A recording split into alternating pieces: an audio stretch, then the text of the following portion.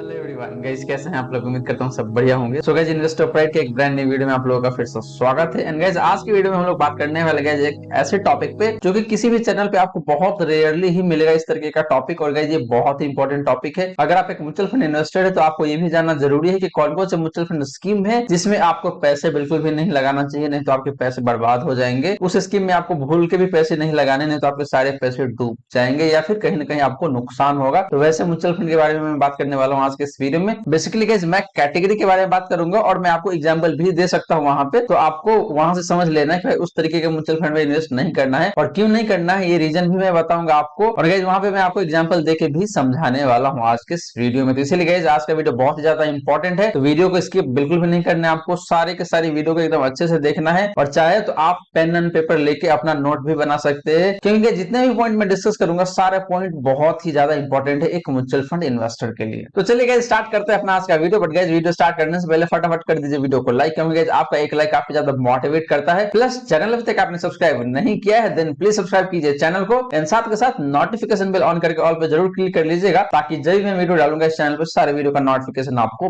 मिल जाएगा। तो चलिए गाइस, स्टार्ट करते हैं अपना आज का वीडियो। और मैं बात करने वाला हूं सबसे पहला कैटेगरी ऑफ म्यूचुअल फंड जिसमें आपको बिल्कुल भी पैसे इन्वेस्ट नहीं करना है। और गाइस, वो कैटेगरी है आपका बैलेंस एडवांटेज फंड या फिर जिसको हाइब्रिड फंड के नाम से भी जाना जाता है। तो ऐसे फंड में गाइस आपको बिल्कुल भी इन्वेस्ट नहीं करना है, क्योंकि यहाँ पे होता क्या है कि जो फंड हाउस है या फिर जो फंड मैनेजर है बेसिकली वो ना आपको एक्सपेंस रेशियो हाई चार्ज कर लेता है, जो कि एज इक्विवेलेंट टू आपका इक्विटी म्यूचुअल फंड ही होता है। लेकिन यहाँ पे इक्विटी के नाम में वो लोग सिर्फ और सिर्फ आपका 50-60% इन्वेस्ट करता है इक्विटी में, लेकिन बाकी के जो पैसे वो डेट में इन्वेस्ट कर देता है। बट गाइस, जैसे मैंने आपको बताया कि इस तरीके का फंड का जो एक्सपेंस रेशियो होता है वो as equivalent to equity fund ही होता है और आपको रिटर्न भी नहीं मिलता है इक्विटी फंड की तरह, लेकिन आपको एक्सपेंस रेशियो हाई पे करना पड़ जाता है। तो इसीलिए गाइस, हमेशा ये एडवाइस रहता है कि आपको ऐसे फंड में बिल्कुल भी इन्वेस्ट नहीं करना है। गाइस, अगर आपको लगता है कि भाई डेट फंड में इन्वेस्ट करना है तो इससे अच्छा है कि आप एक प्रॉपर एफडी ओपन कर ले और एफडी में पैसा इन्वेस्ट करें, वो ज्यादा बेटर है instead of investing in hybrid fund या फिर बैलेंस एडवांटेज फंड। और बाकी के जो पैसे है उसको आप इक्विटी में इन्वेस्ट करें, यानी कि जो प्योर इक्विटी फंड है वैसे में ही इन्वेस्ट करना ज्यादा बेटर रहेगा आपके लिए। तो इसीलिए आपको बैलेंस एडवांटेज फंड या फिर जो हाइब्रिड फंड है उसमें कभी भी इन्वेस्ट नहीं करना चाहिए। तो ये तो बात रही आपका बैलेंस एडवांटेज फंड या फिर हाइब्रिड फंड का। सेकंड कैटेगरी ऑफ फंड है गाइस, वो है आपका fund of fund. Guys, fund of fund हो सकता है आप में से काफी लोगों को समझ में नहीं आ रहा होगा, लेकिन गाइस जैसे इसका नाम है उससे थोड़ा बहुत आइडिया जरूर आपको लग रहा होगा। फंड फंड का मतलब ये होता है कि एक पर्टिकुलर फंड किसी दूसरे फंड में इन्वेस्ट करता है, वो डायरेक्टली शेयर्स में इन्वेस्ट नहीं करता है। और ऐसा जनरली वहां देखा गया है कि जो इंडियन म्यूचुअल फंड है जो कि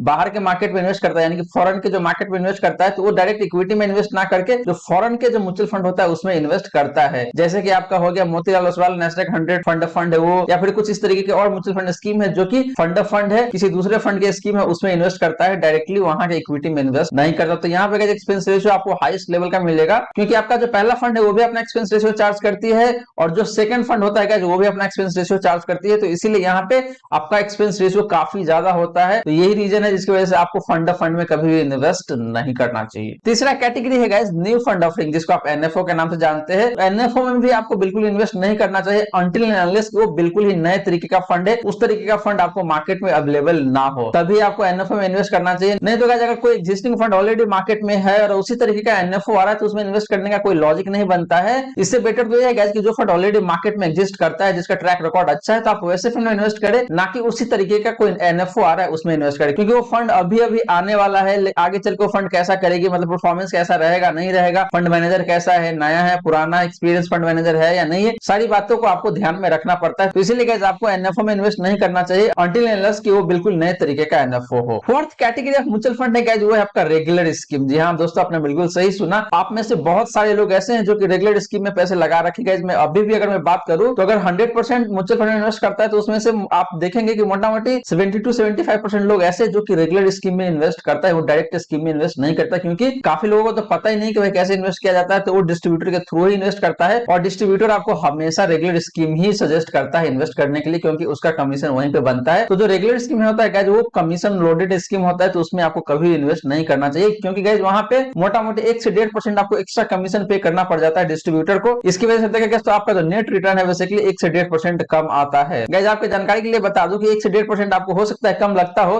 लेकिन अगर आप इसको 20 से 25 साल के टाइम फ्रेम में देखेंगे तो ये बहुत ही ज्यादा इंपैक्ट करता है आपके रिटर्न पे, आपके जो कॉर्पस होता है उस पे। गाइस, मेरे राइट साइड में एक वीडियो क्लिप चल रहा होगा, वहां पे आपको दिखा रहा हूं मैं कि कैसे अगर आप एक डायरेक्ट स्कीम में इन्वेस्ट करते हैं तो कितना कॉर्पस बनता है, और वहीं अगर आप एक रेगुलर स्कीम में इन्वेस्ट करते हैं तो कितना कॉर्पस बनता है। तो गाइस, यहाँ मोटा मोटी आपको 20 लाख का इंपैक्ट आ जाता है अगले 20 साल। अगर आपने 20 साल के लिए इन्वेस्ट किया हुआ है 15% पर एनम के हिसाब से, तो डायरेक्ट स्कीम में आपको 15% पर एनम का रिटर्न मिलेगा। वहीं अगर आप रेगुलर स्कीम में इन्वेस्ट करेंगे तो आपको 13.5% का रिटर्न मिलेगा, और इसकी वजह से देखें तो 20 साल में आपको 20 लाख रुपए कम मिलेंगे। तो गाइस ये 20 लाख बहुत ज्यादा होता है। गाइस 1.5% पर एनम का रिटर्न है, लेकिन उसको अगर 20 साल में देखें तो आपको 20 लाख का इंपैक्ट देता है। तो गाइस ये 1 से 1.5% कम बिल्कुल भी नहीं होता है, लंबे टाइम फ्रेम में काफी ज्यादा इंपैक्ट कर जाता है। तो इस बात को आपको हमेशा ध्यान में रखना चाहिए। और गाइस आपको हमेशा यही कोशिश करना चाहिए कि आपका जो म्यूचुअल फंड इन्वेस्टमेंट है वो बेसिकली आपका जो डायरेक्ट स्कीम है उसी में होना चाहिए, रेगुलर स्कीम में कभी भी नहीं होना चाहिए। Next category of mutual fund guys ऐसा कैटेगरी ऑफ म्यूचुअल फंड है जिसको आप सुनेंगे तो शायद आपको लगेगा कि भाई क्या बोल रहा है, भाई ऐसा कैसे बोल रहा है कि भाई लार्ज कैप या फिर ब्लू चिप म्यूचुअल फंड में इन्वेस्ट नहीं करना चाहिए। जी हाँ दोस्तों, आपको लार्ज कैप में या फिर ब्लू चिप म्यूचुअल फंड में इन्वेस्ट बिल्कुल भी नहीं करना चाहिए। इसके पीछे क्या लॉजिक मैं बताता हूँ आपको। और गाइस आपके जानकारी के लिए बता दूं कि मैंने जितने भी लार्ज कैप म्यूचुअल फंड या फिर जो ब्लू चिप म्यूचुअल फंड है उसमें इन्वेस्ट किया था, सारे को मैंने बंद कर रखा है और वहां से मैंने स्विच कर दिया है। तो गाइस लार्ज कैप या फिर blue chip mutual fund scheme में इन्वेस्ट नहीं करने के पीछे रीजन क्या है? तो गाइस रीजन बहुत सिंपल सा है। जब से सेबी का रिक्लासिफिकेशन रूल आया है तब से क्या हो रहा है कि जितने भी लार्ज कैप या फिर ब्लू चिप म्यूचुअल फंड है वो टॉप 100 स्टॉक से बाय मार्केट कैपिटलाइजेशन उसी में इन्वेस्ट करता है। क्योंकि पहले क्या होता था कि नाम से लगता था आपको कि भाई लार्ज कैप या फिर blue chip mutual fund scheme है, लेकिन वहां पे रिटर्न को बढ़ाने के लिए म्यूचुअल फंड हाउस या फिर जो फंड मैनेजर बेसिकली क्या करता था, वह थोड़े बहुत आपके लार्ज कैप स्टॉक्स में इन्वेस्ट कर देता था और बाकी आपका मिड कैप या फिर स्मॉल कैप स्टॉक्स है उसमें इन्वेस्ट कर देता था, सो दैट कि फंड का जो रिटर्न है काफी बेहतर है। क्योंकि गाइस जितने भी म्यूचुअल फंड इन्वेस्टर है वो पास्ट ट्रैक रिकॉर्ड ही देखता है फंड का, तो इसीलिए गाइस फंड मैनेजर इस तरीके का काम करता था ताकि उसके फंड का रिटर्न ज्यादा लगे, और जो इन्वेस्टर है बेसिकली वो पास्ट ट्रैक रिकॉर्ड देखेगा और उसके बेसिस पे सारे इन्वेस्टर उसी के फंड में इन्वेस्ट करने लग जाएगा। बट गाइस सेबी का नजर इन बातों पे पड़ गया और उसके बाद सेबी ने अपना रिक्लासिफिकेशन रूल ला दिया कि भाई सिग्निफिकेंट अमाउंट ऑफ इन्वेस्टमेंट जो है वो आपका लार्ज कैप स्टॉक्स में होना चाहिए, ना कि स्मॉल कैप या फिर मिड कैप में। तभी आपका म्यूचुअल फंड लार्ज कैप या फिर blue chip mutual fund scheme में क्लासिफाई हो पाएगा, अदरवाइज नहीं हो पाएगा। इसके बाद जैसे गाइस मैंने आपको बताया कि top 100 stocks by market capitalisation होता है, उसी में सिग्निफिकेंट इन्वेस्टमेंट होता है इन लार्ज कैप या फिर blue chip mutual fund scheme का। और गाइस वहीं पे अगर मैं बात करूं इंडेक्स फंड का, तो इंडेक्स फंड का भी इन्वेस्टमेंट मोटा मोटी देखिए तो ऐसे ही स्टॉक्स में होता है। तो इंडेक्स फंड का एक्सपेंस रेशियो काफी कम होता है, 0.2 से लेकर 0.25 के आसपास में होता है। वहीं guys active large cap mutual fund scheme है उसका एक्सपेंस रेशियो मोटा मोटी 1 से 1.5% 2% के आसपास में भी होता है। इसलिए गाइस आपको इंडेक्स फंड में इन्वेस्ट करना चाहिए, ना कि large cap active mutual fund में। क्योंकि गाइस इंडेक्स फंड में अगर आप इन्वेस्ट करेंगे तो आपका मोटा मोटी 1 से 1.5% का जो एक्सपेंस रेशियो है वो बच जाएगा, और गाइस 1 से 1.5% का क्या इंपैक्ट हो सकता है लॉन्ग टर्म में ऑलरेडी मैंने आपको बता रखा है। इसीलिए गाइस हमेशा ये रिकमेंडेड है कि आपको इंडेक्स फंड में इन्वेस्ट करना चाहिए, ना कि active large cap mutual fund में। Next category of mutual fund है गाइस आपका मिड कैप। जी हाँ दोस्तों, आपको मिड कैप में भी इन्वेस्ट नहीं करना चाहिए। इससे बेटर आप एक large and mid cap category जो म्यूचुअल फंड है उसमें इन्वेस्ट कर लीजिए, वो ज्यादा बेटर रहेगा। क्योंकि गाइस यहाँ पे क्या है कि जो large cap mutual fund scheme है उसमें 100 स्टॉक्स में इन्वेस्ट करने के लिए अलाउ होता है, और जो मिड कैप होता है उसमें नेक्स्ट 150 स्टॉक्स होता है उसमें इन्वेस्ट करने के लिए अलाउ होता है। तो गाइस लार्ज कैप में जो फंड मैनेजर है सिर्फ 100 स्टॉक में इन्वेस्ट कर सकता है, और गाइस मिड कैप कैटेगरी में सिर्फ नेक्स्ट 150 स्टॉक्स है उसमें ही इन्वेस्ट कर पाता है एक फंड मैनेजर। इसलिए गाइस आपको हमेशा ये रिकमेंड किया जाता है कि आप ना तो large cap active mutual fund में इन्वेस्ट करें और ना ही मिड कैप में, इसके बदले आप एक large and mid cap category जो म्यूचुअल फंड है उसमें इन्वेस्ट कर ले। क्योंकि यहाँ पे जो स्कोप ऑफ इन्वेस्टमेंट है वो काफी वाइड हो जाता है, क्योंकि आपको टॉप 100 स्टॉक्स भी मिल जाता है और नेक्स्ट 150 स्टॉक्स भी मिल जाता है इन्वेस्ट करने के लिए। तो फंड मैनेजर के पास देखे तो टोटल 250 स्टॉक्स इन्वेस्ट करने के लिए अवेलेबल हो जाता है। तो यहाँ पे देखे गए तो काफी अच्छा खासा स्कोप हो जाता है इन्वेस्टमेंट के लिए for a particular fund manager. इसीलिए जैसे मैंने आपको बताया कि आपको हमेशा ये रिकमेंड किया जाता है कि आपको large and mid cap category के म्यूचुअल फंड में इन्वेस्ट करना चाहिए, ना कि large cap mutual fund and आपका मिड कैप म्यूचुअल फंड। क्योंकि यहाँ पे देखे तो आपका नंबर ऑफ फंड भी बढ़ जाता है, लेकिन काम देखे तो मोटा मोटी उतना ही हो रहा है। इसीलिए एडवाइजेबल ये रहता है कि आपको एक large and mid cap category mutual fund उसमें इन्वेस्ट करना चाहिए, क्योंकि यहाँ से आपका नंबर ऑफ फंड भी कम हो जाएगा टोटल पोर्टफोलियो का, और जिसकी वजह से आपके लिए काफी आसान हो जाएगा अपने म्यूचुअल फंड पोर्टफोलियो को ट्रैक करने के लिए। तो गाइस यही रीजन है जिसकी वजह से आपको लार्ज कैप या फिर जो मिड कैप म्यूचुअल फंड है उसमें इन्वेस्ट नहीं करना चाहिए।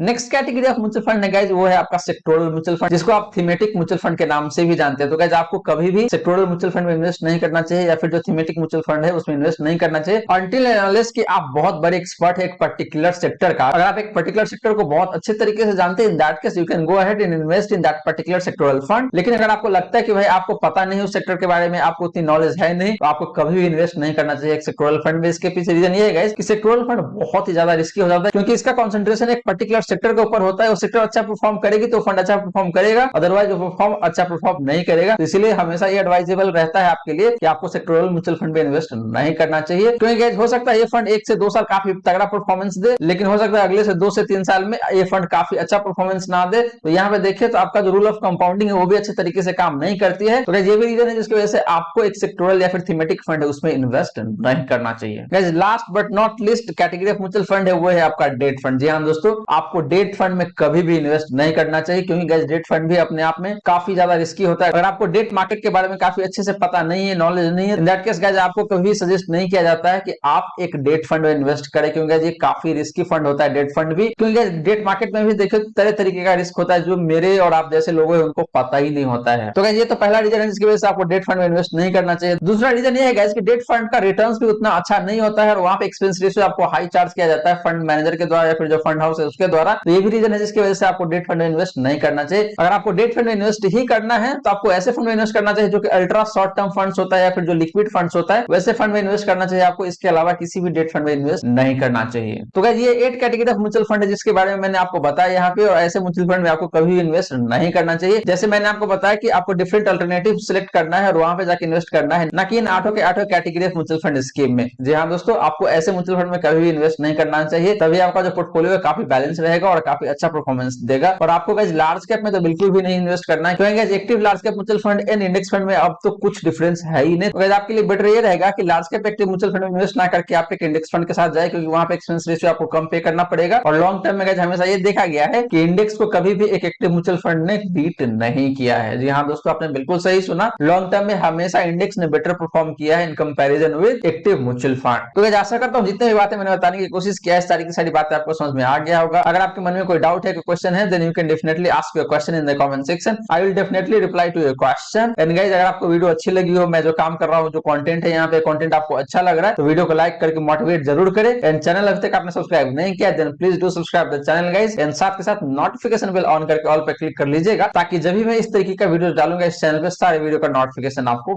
मिल जाएगा। So guys thank you so much for watching this video. मिलते हैं अगले वीडियो में। जय हिंद, जय भारत।